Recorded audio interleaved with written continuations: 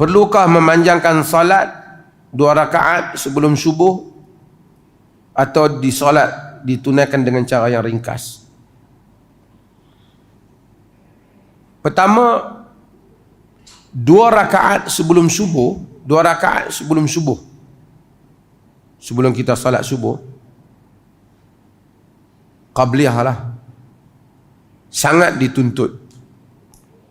Khairun minad dunya wa ma fiha, rakaatan, 2 rakaat, rakaatal fajr, 2 rakaat qabla fajr tu Nabi SAW kata sangat lebih baik daripada dunia dan segala isi. Nabi ini apabila dia bermusafir, dia tak tunaikan semayang solat rawatib yang lain, tetapi dia tunaikan solat 2 rakaat sebelum subuh. Dia tak tinggal. 2 rakaat sebelum zuhur, 4 rakaat sebelum zuhur tu tidak, dalam riwayat Nabi tak buat kalau musafir. Tapi kalau dia baginda musafir, 2 rakaat sebelum subuh tetap Nabi SAW buat, lakukan. Aisyah radhiyallahu anha di dalam hadis menyatakan kana an-nabi sallallahu alaihi wasallam yukhaffifa raka'atain allatain qabla salati subh.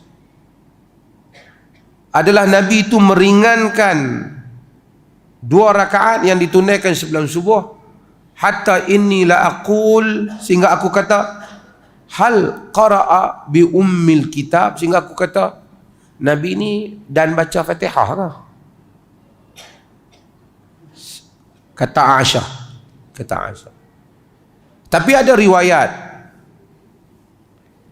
Abu Hurairah yang menunjukkan Nabi SAW baca rakaat pertama baca Quliyah, rakaat kedua membaca Qul Huwallah. Bahkan ada riwayat yang lain, yakni bagi sembahyang 2 rakaat sebelum subuh, ada riwayat yang lain Nabi baca Qulu amanna billah wa ma unzila alaina wa ma unzila ala Ibrahim wa Ismail wa Ishaq wa Yaqub wal asbar wa ma utiya Musa wa Isa wa ma utiya an-nabiy min rabbihim la nufarriqu baina ahadin minhum wa nahnu lahu muslimun. Nabi baca ayat ni pada rakaat yang pertama, dan yang pada rakaat yang kedua Nabi SAW baca qul ya ahlul kitab ta'alu ila kalimatin sawa' bainana wa bainakum alla na'budu illallah. Nabi baca yang tu. Ada riwayat.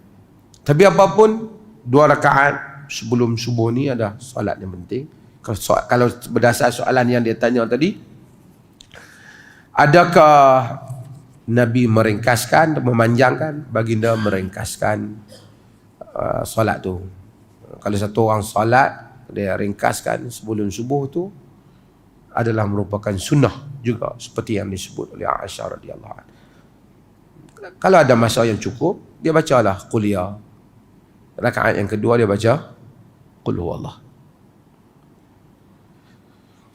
Dah tanya soalan ni.